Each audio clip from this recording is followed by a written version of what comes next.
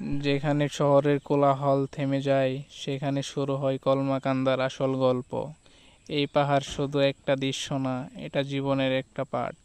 এখানে বাতাস শেখায় ধৈর্য, পাখির ডাক মনে করিয়ে দেয় জীবনের ছোট ছোট মুহূর্ত হতে পারে আনন্দের উৎস।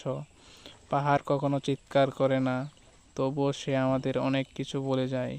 বলে যায় যে শান্ত হয়ে থেকো, তুমি হতে পারো শক্তিশালী।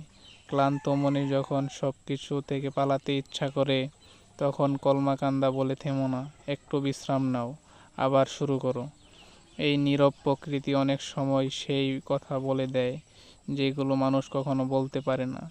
তুমি যদি কখনো নিজের পথ হারিয়ে ফেলো, একবার প্রকৃতির দিকে তাকাও, ওখানে সব উত্তর লুকিয়ে আছে।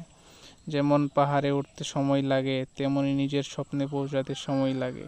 ধৈর্য ধরো, থেমো না, কারণ জীবনের সবচেয়ে সুন্দর দৃশ্যগুলো মনের পাহাড় পেরোনোর পরেই দেখা যায়।